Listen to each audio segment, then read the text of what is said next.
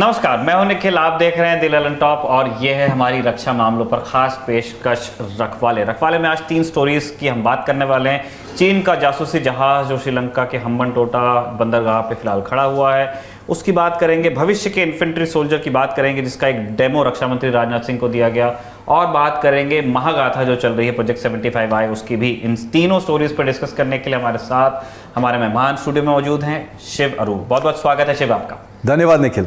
शिव, हमारे देश ने आज़ादी का अमृत महोत्सव जो 75वीं वर्षगांठ थी उसको मना लिया है। उसकी शुभकामनाएं अलग अलग माध्यम से इंडिया टुडे ने, ललन टॉप ने भी दी हैं दर्शकों को, और अब बिजनेस एज यूजुअल की तरफ मामला आगे बढ़ रहा है। और इसी तरह की पहली स्टोरी है जब हम जो रन अप था 15 अगस्त की, जितनी भी हमारी देश में तैयारियां चल रही थी, एक खबर को लेकर के काफ़ी सारी चर्चा थी कि चीन का एक स्पाई शिप जिसका नाम युआन वांग 5 है, एक ballistic missile and satellite trekking ship, China कहता है कि एक रिसर्च वेसल है, ये श्रीलंका के हम्बनटोटा पोर्ट की तरफ बढ़ रहा था। भारत की तरफ से विरोध जताया गया, श्रीलंका से कुछ बात की गई और फिर ये डेफर हुआ। ये 15 अगस्त के दिन 11 अगस्त को आना था, लेकिन ये फिर 15 अगस्त के सारा कार्यक्रम खत्म होने के बाद 16 अगस्त को ये डॉक करता है वहां पे।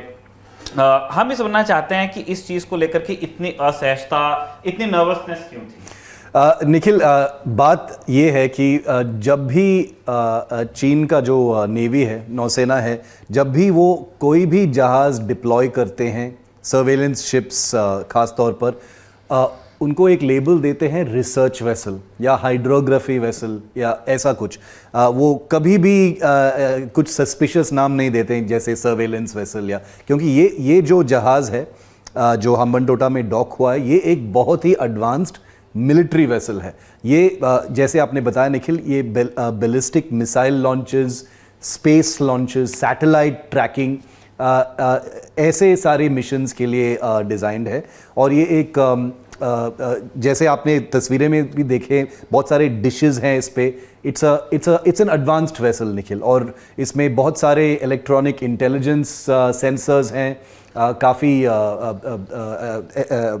डेटा इंटेलिजेंस सेंसर्स हैं, और इस शिप का जो इफेक्टिव रेडियस है निखिल, वो काफ़ी बड़ा है। साउथ इंडिया पेनिनसुलर इंडिया के बहुत सारे जो इंस्टॉलेशंस हैं, एस्टेब्लिशमेंट्स हैं, वो सब उसके रेंज में आ जाते हैं। ऐसा नहीं है कि भारत के पास कोई जानकारी नहीं थी इस जहाज़ के बारे में, क्योंकि भारत ने एक्चुअली एक ऑब्जेक्शन भी जताया था श्रीलंका के साथ, जिस वजह से कुछ डिले भी हुआ था ये जहाज़ आने में, लेकिन वो आ गया है, वो डॉक हो चुका है वहाँ पर। तो एक इम्प्रेशन बन गया है कि इंडिया ने ऑब्जेक्शन जताया था, रजिस्टर किया था श्रीलंका के पास, और फिर भी ये शिप वहाँ पे आ गया है। लेकिन निखिल, दो चीज़ इस जहाज़ के बारे में, 2 चीज़। एक, इंडिया के पास भी एक जहाज़ है इसी टाइप का, जिसका नाम है INS ध्रुव। वो भी एक बैलिस्टिक मिसाइल ट्रैकिंग वेसल है। तो जो टेक्नोलॉजी है इस जहाज़ में, वो हमारे पास भी है, और इसलिए इंडिया को पता है कि ये शिप क्या कर सकता है। हमको पता है, पूरा डिटेल है कि क्या क्या सर्वे हो सकता है, क्या क्या जासूसी हो सकता है, क्या क्या सर्वेलेंस हो सकता है, इसका रेंज क्या है, इसका कैपेबिलिटी क्या है, क्या क्या देख सकता है, क्या न्यूक्लियर इंस्टॉलेशंस पे स्नूप कर सकता है, क्या मिलिट्री इस्टेब्लिशमेंट पे डेटा निकाल सकता है। ये सारा जो जानकारी है ये ऑलरेडी है हमारे पास। तो ऐसा नहीं है कि हम प्रिपेयर्ड नहीं थे, लेकिन ये जो जियोपॉलिटिकल सिचुएशन है श्रीलंका में, मेरा मानना है कि श्रीलंका के पास और कोई ऑप्शन नहीं था। वो एक पोजीशन में थे जिसमें वो चाइना को नहीं कर सकते थे, वो को मना नहीं कर सकते थे, क्योंकि China controls all the shots. Sri Lanka एक अभी पूरा कलैप्स हो गया है, उनका इकोनॉमी पूरा कलैप्स हो गया है। आपने देखा है कि उसका ये क्या स्थिति बन गया है श्रीलंका में। तो उनके पास अभी कोई कार्ड नहीं है हाथ में, वो कुछ कर नहीं सकते हैं, और क्योंकि श्रीलंका का जो फ्यूचर है वो चाइना के हाथ में, to a certain level China के पास ही है, इसलिए वो they can not really do anything about it. तो ये रियलिटी है निखिल, ये शिप तो आ गया है and India will have to deal with it. Shiv, इसमें हम एक चीज़ वो भी जोड़ देना चाहते हैं कि एक्चुअली जो हम्बनटोटा पोर्ट है वो पूरी तरह से श्रीलंकन कंट्रोल में भी नहीं है। उनको लीज करना पड़ा है क्योंकि उन्होंने इतना ज़्यादा लोन ले लिया था चीन से और रीपेमेंट्स का कोई तरीका नहीं था, इसलिए उन्होंने 2017 में ही 99 साल के लिए लीज कर दिया था। और जैसा कि आपने कहा कि China is calling all the shots, Sri Lanka को अग्री करना ही था। शिव, चीन के पास ऐसे 7 शिप्स हैं और उन्होंने एक लंबी टाइमलाइन है, वो 70s से बात कर रहे थे, लेकिन हम लेट 90s से आप देखते हैं कि वो उन शिप्स को लॉन्च करते हैं। हमारे पास भी एक शिप है और जिस तरह से चाइना ने अपने यहाँ जिस तरह से उसकी जो रिपोर्टिंग स्ट्रक्चर बनाया गया है उसको स्ट्रेटेजिक सपोर्ट फोर्स के अंडर रखा गया है, जिसमें चीन इस तरह के काम करता है, इलेक्ट्रॉनिक, इंफॉर्मेशन वारफेयर, कॉम्स। तो क्या चाइना के क्या ये उस पजल का एक पीस है जिसको वो इस तरह से डिप्लॉय करते हैं, और क्या इसका कोई ऑफेंसिव यूज भी हो सकता है अदर देन ट्रैकिंग? बिल्कुल ऑफेंसिव यूज हो सकता है, क्योंकि चाइना का जो भी इक्विपमेंट आप देखो निखिल, दुनिया के पास 100% जानकारी नहीं होती है, क्योंकि वो काफ़ी सीक्रेट में बनाते हैं। वो पब्लिक डोमेन में इंफॉर्मेशन नहीं होता है कि वो एक्चुअली क्या कैपेबिलिटीज़ है, क्या फ्रीक्वेंसीज में ऑपरेट करते हैं, ये सब वो 100% किसी के पास वो डिटेल नहीं है। लेकिन ये तो बिल्कुल हम बोल सकते हैं कि ऐसे जहाज़ों के पास ना सिर्फ सर्वेलेंस और ट्रैकिंग का कैपेबिलिटी है, लेकिन ऑफेंसिव कैपेबिलिटी है, जैसे कि electronic warfare, electronic attack, electronic jamming जो इलेक्ट्रॉनिक वॉरफेयर में एक मोस्ट प्रोमिनेंट कॉम्बैट कैपेबिलिटी कहा जाता है निखिल। वो सारे कैपेबिलिटीज़ शायद होंगे ऐसे जहाज़ों में, क्योंकि जैसे आपने बताया कि these are strategic assets. China का जो युद्ध डॉक्ट्रिन है वो ये है कि अगर हमारा देश एक युद्ध जीत सकता है विदाउट एनी मिलिट्री ऑपरेशन, तो हम ऐसे डिप्लॉय करना चाहेंगे। तो इसलिए उनके पास काफ़ी सपोर्ट वेसल्स हैं, सर्वेलेंस शिप्स हैं, इलेक्ट्रॉनिक इंटेलिजेंस गैदरिंग है। क्योंकि अगर आप ग्रे जोन वॉरफेयर के बारे में बात करेंगे निखिल, तो without any shots being fire, missile नहीं फायर करना है, फाइटर एयरक्राफ्ट डिप्लॉय नहीं करना है, बॉम्बर एयरक्राफ्ट नहीं डिप्लॉय करना है। लेकिन अगर आप एक सर्वेलेंस शिप, ऐसे शिप को आप डिप्लॉय कर सकते हो, अगर दुश्मन देश का पूरा जो डिजिटल इंफ्रास्ट्रक्चर को क्रिपल कर सकते हो यूजिंग इलेक्ट्रॉनिक अटैक, या आप पूरा प्रीएम्प्टिव स्ट्राइक कर सकते हो उनके इकोनॉमी पर, आप उनके जो कमांड सेंटर्स हैं, मिलिट्री कमांड सेंटर्स है, जो इलेक्ट्रॉनिक पूरा इलेक्ट्रॉनिक ही होता है, अगर आप उसको आप देख सकते हो कि एक्चुअली प्लान्स क्या हैं, आप प्रीएम्प्ट कर सकते हैं those plans. So electronic warfare एक बहुत ही इंपॉर्टेंट चीज़ है, जिस क्षेत्र में India is not yet very very advanced compared to many other countries. तो इसलिए आई थिंक इंडिया का जो ऑब्जेक्शन था इस शिप का, it was a legitimate objection, लेकिन जैसे आपने बताया कि the cards were not in our hands on this one. क्योंकि शिव, दरअसल ये होता रहता है और रखवाले के एपिसोड्स के साथ भी ये चीज़ है, हम एक्सेप्ट करते हैं कि ज़्यादा ध्यान हमारा नॉर्दर्न बॉर्डर्स, वेस्टर्न बॉर्डर्स की तरफ रहता है, जो कि ज़्यादा एक्टिव एरिया है अगर आप स्ट्रेटेजी मिलिट्री के हिसाब से देखें। लेकिन इंडिया के सारे हाई वैल्यू एसेट्स आप देखेंगे तो वो पेनिनसुलर इंडिया में है। हमारा पूरा स्पेस प्रोग्राम साउथ से चलता है, कोस्टल कर्नाटका में हमारा सबसे बड़ा नेवल बेस अभी अंडर कंस्ट्रक्शन है, वाइजैग में आपका एक बड़ा बेस पहले से बना हुआ है, राजाली से आपके ड्रोन्स टेक ऑफ कर रहे हैं जो सबसे एडवांस्ड हैं। इस तरह का बहुत सारी चीजें आपने चीन और पाकिस्तान से जितनी दूर आप प्लेस कर सकते थे वो पेनिनसुलर साउथ ही है, और इसीलिए वहां पे इतने सारे एसेट्स का एक पूरा गठजोड़ है। और इसीलिए भारत ने जब हम्बनटोटा के बारे में भारत की चिंताएं नई नहीं है, जब बात चल रही थी कि ये चीन को दिया जा सकता है पिछले दशक में 2017 के आसपास में, तब भारत ने चिंता जताई थी कि हम्बनटोटा का अगर मिलिट्री इस्तेमाल चीन करता है तो वो भारत के हितों के लिए अच्छा नहीं होगा। शिव, अगर इसे हम एक शुरुआत माने, ठीक है, हम नहीं कंट्रोल कर सकते हैं कि हम्बनटोटा का इस्तेमाल श्रीलंका या चाइना कैसे करता है, पर वो हमें अफेक्ट तो करता ही है, हमारे इतने एसेट्स हैं वहां पे। हमारे ऑप्शंस क्या हैं?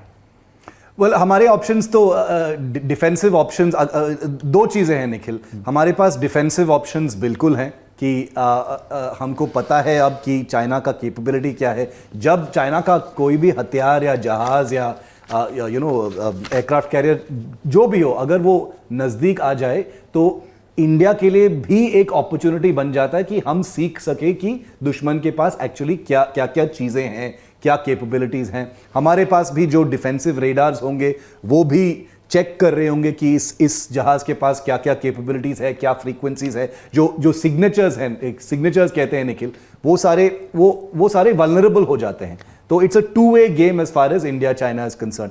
डिफेंसिव मेजर्स तो ऑलरेडी हैं, क्योंकि जैसे मैंने बताया कि ये एक सरप्राइज विजिट नहीं था, ये ऑलरेडी एक प्लान्ड विजिट था, ये एक्सपेक्टेड विजिट था ये इस जहाज़ का। तो इसलिए इंडिया के जो एस्टैब्लिशमेंट, जैसे आपने बताया, न्यूक्लियर एस्टैब्लिशमेंट्स, हमारे naval establishments, naval basis, Karwar, Arakkonam, ये सारे जो सेंसिटिव बेसिस हैं, वहाँ पे मास्किंग हो गई होंगी। दे वुड कुछ मिलिट्री के जो कुछ प्रोटोकॉल्स हैं, इलेक्ट्रॉनिक प्रोटोकॉल्स होंगे, कुछ रेडार्स को बंद कर दिए होंगे ताकि कोई डिटेक्शन ना हो। ये सारे बेसिक काउंटर मेजर्स तो ऑलरेडी किए होंगे निखिल। लेकिन ऑफेंसिव, अगर आप ऑफेंसिव मेजर्स के बारे में बात करेंगे तो हम वो यहाँ पे नहीं कर सकते हैं, क्योंकि चाइना के जो एसेट्स है यहाँ पे हम्बनटोटा में बिल्कुल है, उनके पास ग्वादर पोर्ट में है, पाकिस्तान एंड बलूचिस्तान में ग्वादर पोर्ट है जो चाइना का ही है। उसके बाद चाइना अभी मालदीव्स में भी ट्राई कर रहा है, ईस्ट कोस्ट ऑफ अफ्रीका में भी ट्राई कर रहा है। They are trying in places like Thailand etcetera. तो चाइना को एक एनसर्कलमेंट फिलॉसफी है Nikhil, it's called the string of pearls philosophy, जो वो ट्राई करते हैं कि ज़्यादा से ज़्यादा पोर्ट्स और बेसिस वो हार्वेस्ट करें इंडियन ओशन में, ताकि इंडिया को पूरा एनसर्कल हो जाए। तो Hambantota is definitely part of the plans. लेकिन अगर if India is to take the fight to China, India का ऑप्शन क्या हो सकता है? India can make friends with countries like Vietnam. अभी जो ताइवान में हो रहा है, इंडिया का क्या कुछ रोल हो सकता है? फिलीपींस के साथ जो चाइना का बहुत नज़दीक है, वहाँ पे कुछ कर सकते हैं। More operations in the Indo Pacific, more exercises like the Malabar exercises, यही हो सकता है निखिल। स्पेसिफिक ऑपरेशंस जो हम भी उनके खिलाफ कुछ इलेक्ट्रॉनिक अटैक या जासूसी कर सकते हैं, that's a long term play. At the moment there is nothing specific.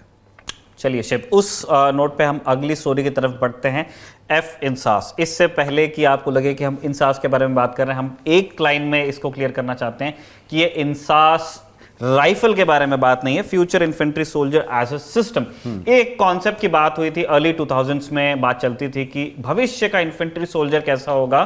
दुनिया में बहुत सारे देश हैं जिन्होंने इस तरह के प्रोग्राम्स चलाए हैं। फिस्ट है यूके में, लैंड वॉरियर है यूएस में, इसी तरह एफ इंसास इंडिया भी बनाना चाहता था। बहुत लंबे टाइम तक के किसी ने इसमें कुछ होता हुआ सुना नहीं। डिफेंस बीट में भी बहुत ज़्यादा चीज़ें सुनने को नहीं मिलती थी कि एफ इंसास के बारे में क्या चल रहा है। लोगों को लगता था कि ये प्रोग्राम इंसास की तरह ही डेड हो गया है। लेकिन 16 अगस्त के रोज रक्षा मंत्री राजनाथ सिंह को और बाकी डिग्निटरीज को एक डेमो दिया गया, जिसके अंदर एफ इंसास का उन्होंने बताया, एक सोल्जर ने खड़े होकर बताया, अपने पूरे गियर के बारे में एक्सप्लेन किया और ये बताया गया कि ये एफ इंसास का एक डेमो है। शिव, आपने भी डेमो देखा है, मैं पहले चाहता हूं कि आप रिएक्ट करें उस डेमो पे, उसके बाद फिर हम उसके फिजिबिलिटी वगैरह पे बात करेंगे। निखिल, ये काफ़ी एक सरप्राइजिंग चीज़ था कि एफ इंसास, जैसे आपने बताया कि बहुत सालों के लिए कोई जिक्र भी नहीं था डिफेंस बीट पर कि एफ इंसास कहाँ है। क्योंकि जब मैं एक बहुत यंग डिफेंस रिपोर्टर था, करियर शुरू हुआ था, उस टाइम पर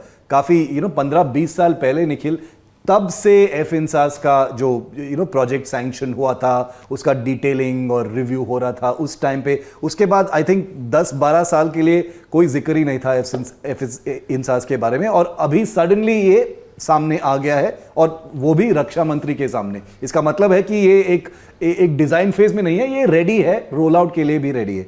ये कोई स्केप्टिकल या सिनिकल होने की ज़रूरत नहीं है, क्योंकि ये एक बहुत अच्छी बात है निखिल। क्योंकि हमारा इन्फेंट्री का जो रिक्वायरमेंट है, इन्फेंट्री जो एक्चुअल सैनिक हैं ज़मीन पर, उनके लिए जो रिक्वायरमेंट्स है, वेपन्स, प्रोटेक्शन, इलेक्ट्रॉनिक्स, सेंसर्स का, वो बहुत सालों से एक पीसमील एफर्ट चल रहा है इंडियन मिनिस्ट्री ऑफ डिफेंस में, जहाँ पे हम एक राइफल लेंगे, या कुछ प्रोटेक्शन सिस्टम लेंगे या एक हेलमेट लेंगे या सेपरेटली ये खरीदारी होती जा रही है और कोई एक सिस्टम नहीं बन पा रहा है। इसलिए हमारे पास अभी भी इंसास राइफल है, AK-47 राइफल है, सिग 716, सिग सॉयर अमेरिकन राइफल्स भी है हमारे पास, बहुत सारे थर्मल इमेजर सिस्टम्स हैं, बहुत सारे हेलमेट्स हैं हमारे पास, बुलेट प्रूफ जैकेट्स भी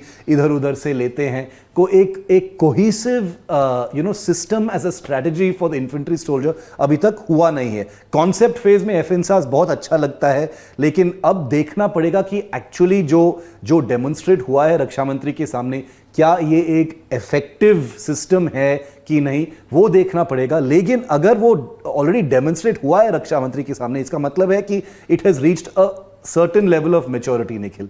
और उस तस्वीर में आप देख सकते हो AK-203 राइफल है, उसमें एक प्रोटेक्शन सिस्टम है सोल्जर के लिए, optical day night optical device है उस सोल्जर के हेलमेट पर। जो दिखाई नहीं देता है वो है communication system, encrypted communication system, software communication system भी मैंने सुना है कि actually part of the F INSAS system है। और ये सारे इंडिजिनस सिस्टम्स हैं Nikhil.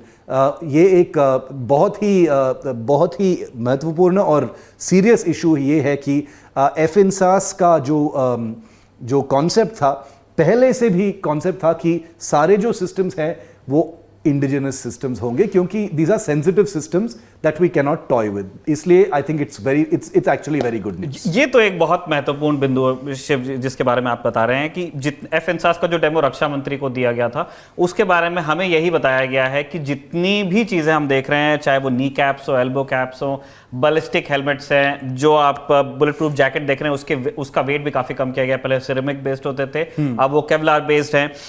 AK-203 holographic sights, night vision device, comms, सारी चीज़ें या तो DPSUs ने बनाई हैं या फिर इंडियन प्राइवेट कंपनीज नहीं बनाई हैं।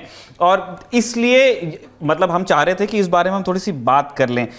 शिव, हमने ये आपने अपने एक्सपीरियंस में पिछले 20 साल में इन्फेंट्री सोल्जर के पास में कितनी चीज़ें आई हैं, वाकई बड़े लेवल पे वो भी देखा है और वो डेमो भी देखा है जो अभी रक्षा मंत्री को दिया गया है।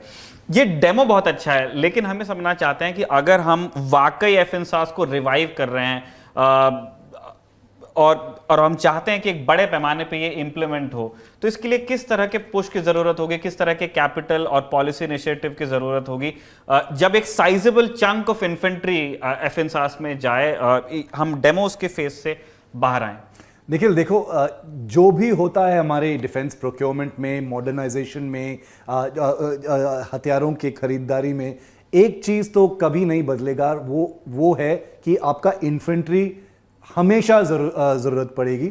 इन्फेंट्री आर द सोल्जर्स जो आप तैनात करते हैं फॉरवर्ड एरियाज़ में, ऑल एरियाज आपके इन्फेंट्री सोल्जर्स ही होते हैं।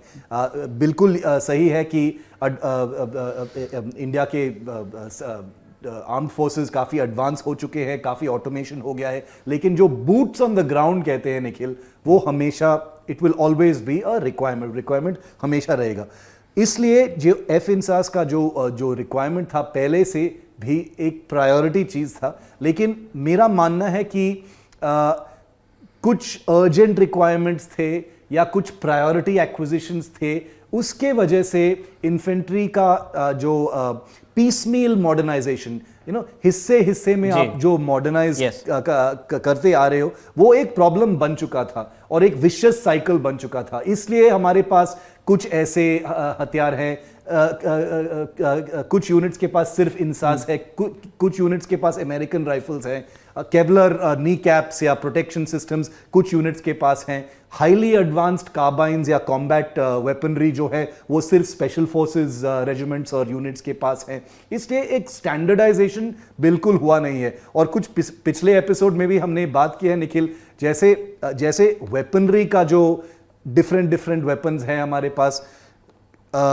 एम्यूनिशन के कैलिबर्स के डिफरेंट है हमारे पास, तो ये एक स्टैंडर्डाइजेशन सेना का एक दुश्मन बन चुका है Nikhil.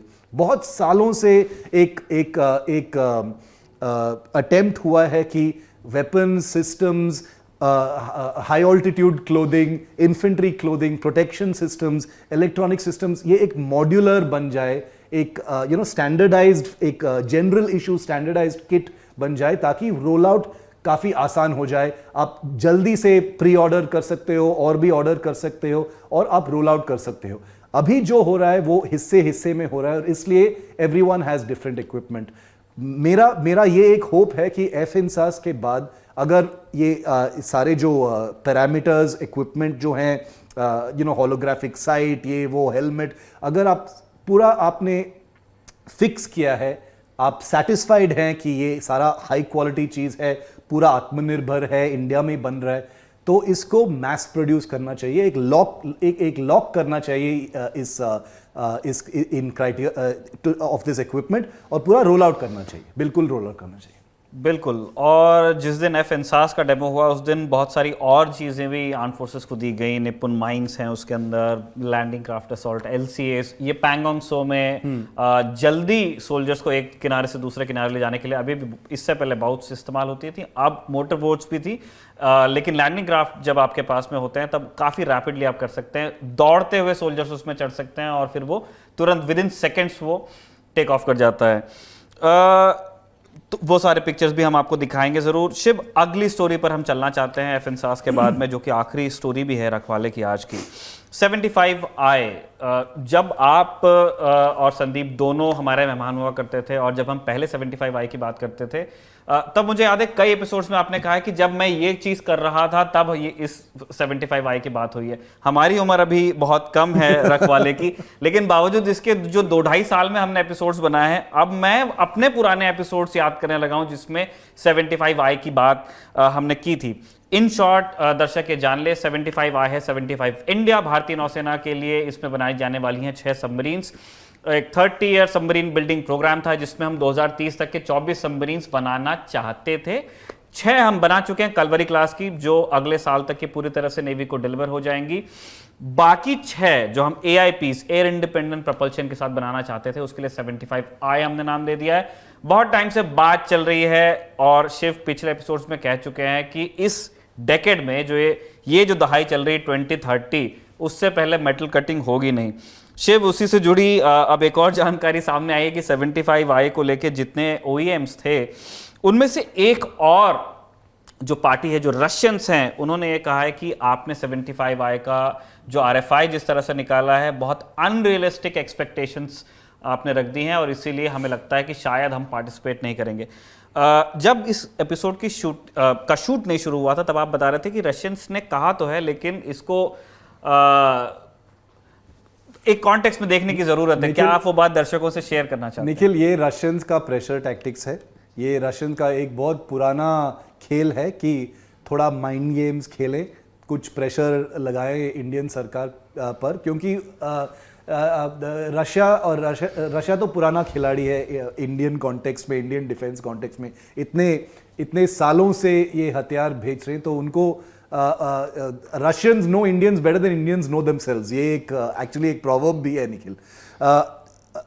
But on a serious note, ये प्रोजेक्ट 75I 2019 में मैं रशिया गया था निखिल, 2018 में भी मैं रशिया गया था। दोनों विजिट पर यही चीज बोला गया था जर्नलिस्ट लोगों को कि देखो, ये प्रोजेक्ट 75I बिल्कुल अनरियलिस्टिक है, जैसे आपने स्ट्रक्चर किया है वो बिल्कुल एग्जीक्यूट नहीं होगा, और इसलिए आप ये सब बंद करो, टेंडर वेंडर स्ट्रेटेजिक पार्टनर ये सब बंद करो, ये सब बेवकूफ़ियाँ हैं, बंद करो, ये साइड पे रखो, और ये रशियन सबमरीन जो है ये बेस्ट है आपके लिए। ये बेसिकली मोटा मोटा ये है मैसेज रशियंस का निखिल, क्योंकि वो मानते हैं कि जो प्रोजेक्ट 75 इंडिया है वो पहले से मानते हैं कि ये एक इल कंस्ट्रक्टेड प्रोजेक्ट है, और मैं एक्चुअली अग्री करता हूं कि ये एक इल कंस्ट्रक्टेड प्रोजेक्ट है, क्योंकि देखो निखिल, हमारे पास ऑलरेडी स्कॉर्पियन सबमरीन का लाइन एक्टिव है, यहां पे मुंबई में ऑलरेडी एक्टिव है।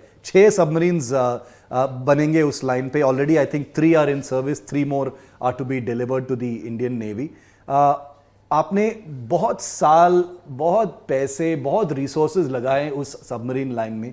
वो सबमरीन जो है वो मोटा मोटा आपका रिक्वायरमेंट ऑलरेडी मीट करता है। प्रोजेक्ट 75 इंडिया का भी आपको आपको जो रिक्वायरमेंट्स है वो मीट करता है। कुछ वेपनरी के वर्टिकल लॉन्च वेपनरी का कुछ डिफरेंसेस है जो फ्रांस ने बोला कि हम मॉडिफाई कर सकते हैं, we can actually invest more money, और वो अब हम मॉडिफाई कर सकते हैं सबमरीन को। तो सिचुएशन ये है कि इंडिया के पास एक सबमरीन लाइन ऑलरेडी चालू है मुंबई में, जहां से सबमरीन बन रहे हैं।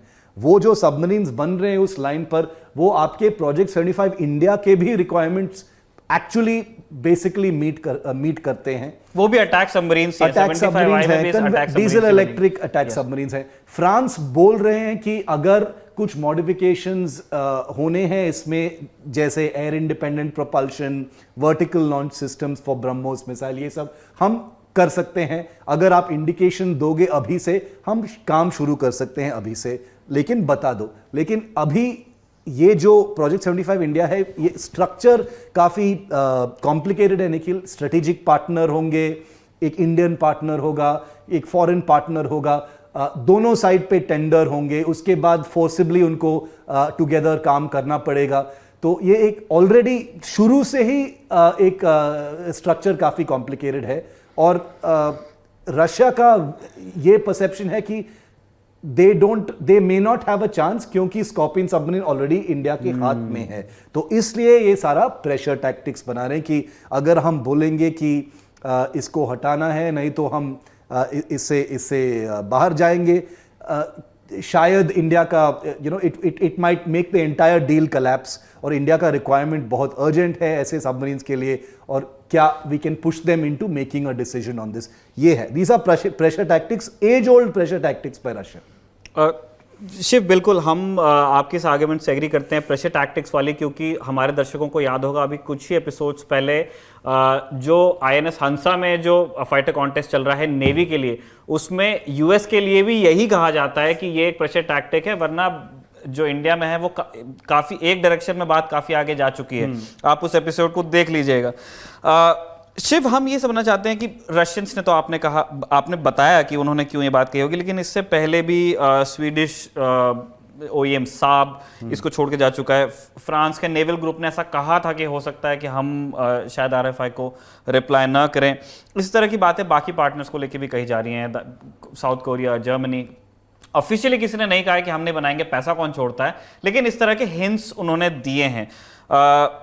आपको क्या लगता है कि क्या जिस तरह जो रशियंस ने जो प्रॉब्लम स्टेट की है कि आपने इस कॉन्ट्रैक्ट को बहुत मुश्किल बनाया है, जो डिलीवरेबल्स हैं, जो टाइमलाइंस हैं, आपने वो बहुत स्ट्रिंजेंट कर दी हैं, क्या बाकी दुनिया को भी ऐसा लगता है? निखिल, देखो, फ्रांस का जो परसेप्शन है यहाँ पर, एक्चुअली ये एक आयरॉनिक चीज़ है निखिल। फ्रांस का परसेप्शन ये है कि ये पूरा प्रोजेक्ट जो है ये फिक्स हो चुका है रशियंस के फेवर में। रशियंस का परसेप्शन है कि ये पूरा फिक्स हो गया है फ्रांस के फेवर में।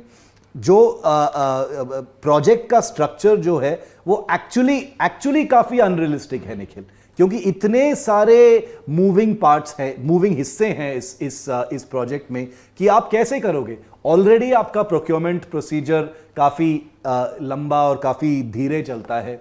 आप कैसे ऐसे सारे जो टाइमलाइंस हैं आप कैसे मीट करोगे। और भूलना मत कि नौसेना का जो सबमरीन लेवल्स हैं वो ऑलरेडी कम हो चुके हैं। एक और सबमरीन अभी रिटायर हुआ है, तो आपका सबमरीन लेवल्स ऑलरेडी कम हो चुके हैं। तो आपका जो दुनिया में जो परसेप्शन है इस डील के बारे में वो काफ़ी यूनिफॉर्म है। जब प्रोजेक्ट 75 इंडिया पहले अनाउंस हुआ था, आपको पता होगा कि एक स्पेकुलेशन था कि जापान भी पार्टिसिपेट करेंगे, कोरिया भी पार्टिसिपेट करेगा इसमें। वो सारे नहीं हैं अभी। फ्रांस इज ऑल्सो, स्पेन का भी था, नवांशा एक कंपनी भी था, वो भी हट गए हैं। स्वीडन भी हट गया है अभी। तो एक यूनिफॉर्म परसेप्शन बन गया है कि ये this is dead in the water. ये एक नॉन स्टार्टर प्रोजेक्ट है। जो इंडिया का जो रेप्यूटेशन है आर्म्स बाजार में, जो बहुत धीरे चलते हैं, लास्ट मिनट में चेंज कर देते हैं, लास्ट मिनट में डिले कर देते हैं, शायद वो भी हो सकता है। और जैसे आपको पता है कि सबमरीन बिल्डिंग वो एक बहुत मुश्किल, बहुत काफी टाइम लगता है, डिफिकल्ट, बहुत कॉम्प्लिकेटेड चीज़ है, बहुत पैसे लगते हैं निखिल। और इवन ये जो कॉन्टेस्ट में जो पार्टिसिपेशन के लिए भी बहुत पैसे लगते हैं, और इसलिए शायद ये सारे कंपनीज ने एक डिसीजन लिया है कि देखो इसमें कुछ होने वाला नहीं है तो हम हट जाते हैं। नहीं, ये बात तो सही है। डेवलप कंट्रीज को भी एक नया डिजाइन अगर आप दे रहे हैं उनको उस बोर्ड का, तो 10 साल मिनिमम माना जाता है कि आपको मेटल कटिंग से लेकर के टेस्टिंग और लॉन्च और उसके बाद में फिर हैंडओवर करने में लग जाते हैं। उसके बाद फिर लाइन पे आपके बाकी मॉडल्स बनना चालू होते हैं। शिव, हम एक और ये जो अनरियलिस्टिक टाइमलाइंस से हटके अब हम कैपेबिलिटीज पे आना चाहते हैं। इससे पहले with all due respect to the 3 services, हमने देखा है कि GSQRs या ASQRs या इस केस में NSQR जिस तरह से ड्राफ्ट किए जाते हैं उसको लेकर के कहा जाता है कि बहुत ज्यादा डिमांडिंग होते हैं, वो ब्रोशरबाजी बोलते हैं। मुझे दरअसल मैं भी वो शब्द इस्तेमाल करना चाह रहा था, लेकिन मैं अभी ये हमारी उम्र सुनने की है इसलिए मैंने कहा नहीं अपने मुंह से। तो काफी उसको लेकर के काफी चर्चा होती है कि आप इतनी सारी रिक्वायरमेंट्स क्यों डालते हैं जब आपको मालूम है कि जो आपका बजट है उसके अंदर ये फिट नहीं होगा। और ये पूरी दुनिया में डेवलप कंट्रीज भी जब GSQRs निकालती हैं या कोई भी रिक्वायरमेंट निकालती हैं तो बाद में फिर वो जो भी वेंडर होता है उसको कुछ ना कुछ वो कंपेंसेशन देते हैं, डिजाइन में देते हैं, डिलीवरेबल्स में देते हैं, और उसके इसी तरह से सारे दुनिया कॉन्ट्रैक्ट करती है। इंडिया में कॉम्प्रोमाइज बहुत लेट सामने आता है या फिर ऐसे समय पे सामने आता है जब आपको लगता है कि यार अब क्या करते हैं। तो क्या इंडिया ने जिस तरह से इन सबमरीन के स्पेसिफिकेशंस को फ्लोट किया है, चाहे वो उसका साइज हो, चाहे वो उसकी कैपेबिलिटी हो, चाहे उसका वो AIP प्लग हो, क्या उसको लेकर भी कोई चिंताएं हैं जो ये फॉरेन वेंडर्स हैं और इसलिए वो पार्टिसिपेट नहीं करना चाहते इस तरह से? निखिल, दो चीज़ें हैं। जैसे आपने बताया NSQR, ASQR, GSQR के बारे में, इंडियन आर्म्ड फोर्सेस का एक माइंडसेट ये है कि जब भी हमको अपॉर्चुनिटी, मौका मिलता है कुछ खरीदने के लिए, हम एक एग्जैजरेटेड रिक्वायरमेंट देंगे, क्योंकि उनको पता भी है कि ये मौके बहुत कम आने वाले हैं, हमारा बजट भी बहुत कम है। तो एक रियलिस्टिक मैच्योर रिक्वायरमेंट डेफिनेशन जो बोलते हैं निखिल, वो अभी तक आया नहीं है in many of the armed forces. Actually काफ़ी कुछ इंप्रूव हुआ है, एक प्रोफेशनल आ गया है इन शेपिंग रिक्वायरमेंट्स नाउ, लेकिन अभी भी जब मैंने ब्रोशरबाजी बोला था, ये मेरा शब्द नहीं है, ये काफ़ी इंडस्ट्री में चलता है कि ये ब्रोशरबाजी बीट में चलता है, बीट में चलता है, सेना के अंदर भी चलता है कि काफ़ी ब्रोशरबाजी थोड़ा कम करो इसमें। तो इंटरनल डिस्कशंस में भी, अगर आप नेवी में देखोगे या वायुसेना में देखोगे, काफ़ी इंटरनल डिस्कशंस होते हैं कि ये थोड़ा ज़्यादा हो गया, इसको थोड़ा कम कर दो, ये पार्टिसिपेट नहीं करेंगे, अगर ये रिक्वायरमेंट ऐसे कर दोगे तो इसका पार्टिसिपेशन तो तय है। तो ये सारे डिस्कशंस ऑलरेडी होते हैं। उसके अलावा अगर आपका जो project definition, RFI, request for information, इतना कॉम्प्लिकेटेड है, इतना एम्बिशियस है निखिल, तो आप सोच सकते हो कि इनिशियल फेज में कैसे होता है। तो आई थिंक ये एक maturity of defining what you want, technical चीज़ें। एक उदाहरण देता हूं निखिल, कुछ वेंडर्स जो हैं वो बोलते हैं कि आप बताओ कि आपका ऑब्जेक्टिव क्या है, आप मत बताओ कि इतना लंबा होना चाहिए, इतना वेट होना चाहिए, इतने वेपन्स होने चाहिए, वो सब लीव इट टू अस। आप बताओ कि आप क्या मिशंस करना चाहते हैं, क्या अचीव करना चाहते हैं ऐसे कैपेबिलिटी को लेकर, और हम आपको सजेस्ट करेंगे कि अगर आपका इंफ्रास्ट्रक्चर ये है तो ये सूट करेगा, वो सूट करेगा। तो RFI में बहुत टेक्निकल चीज़ें, बहुत पैरामीटर्स, बहुत लिमिट्स, जैसे ये मल्टी रोल फाइटर एयरक्राफ्ट में आप बोल रहे हो कि हमको 3 एंटी शिप मिसाइल चाहिए, इसके पास सिर्फ दो इस जहाज में सिर्फ दो कैरी कर सकते हैं। ये सारे स्मॉल नंबर्स जिसमें से आप वो बिग पिक्चर को लूज आउट करते हो। सो वेंडर्स बेसिकली थिंक कि आप talk about missions, talk about objectives, talk about your infrastructure, और जो एक्चुअल एक्सपर्ट्स हैं मैन्युफैक्चरिंग के, डिजाइन के, हम प्रेजेंटेशन करेंगे आपको कि ये हो सकता है, और आप डिसाइड कर लो उसके बाद। लेकिन अगर आप शुरुआत से करोगे कि इतना टेक्निकल होगा तो मुश्किल हो जाता है. I think that's one of the problems with project 75i. Shiv, एक और चीज़ जो इससे पहले भी हम डिस्कस कर चुके हैं लेकिन हम उसका जिक्र यहाँ पे चाहते हैं. आज जब कलवरी क्लास की बोट्स बहुत केपेबल, बहुत मॉडर्न है, नो डाउट, जब नेवी में इंडक्ट होती हैं तब दबी जबान से भी कहा जाता है कि 2022 या 2023 में अगर आप पूरी तरह कन्वेंशनल बोट को इंडक्ट कर रहे हैं तो वो किसी न किसी एक कॉन्टेक्स्ट में आउटडेटेड है, क्योंकि आपको सरफेस करना ही पड़ेगा और कोई तरीका नहीं है. इसी तरह अगर हम आज से 10 साल बाद AIPs को फ्लोट कर रहे होंगे, जब पूरी दुनिया SSNs की तरफ चली गई होगी, तब क्या ये नहीं होगा कि हम 10 साल बाद भी पुरानी चीजें खरीद रहे होंगे? निखिल, ये बिल्कुल ऑलरेडी एक थॉट प्रोसेस है नौसेना में.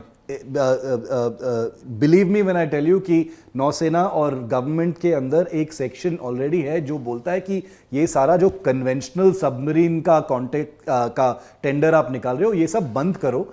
जो पैसे हैं आपके पास वो पूरा अपना indigenous SSN nuclear powered attack submarines में डालो. वो ऑलरेडी चालू है. हमने एक प्रीवियस एपिसोड में भी बात की उसके बारे में कि हमारे पास एक बहुत ही शुरुआत स्टेजेस में है वो एक DRDO और कुछ कोलैबोरेटर्स के साथ, प्राइवेट सेक्टर L&T के साथ एक 6 न्यूक्लियर पावर्ड अटैक सबमरीन्स का जो प्रोजेक्ट ऑलरेडी सैंक्शन हुआ है और वो चालू है.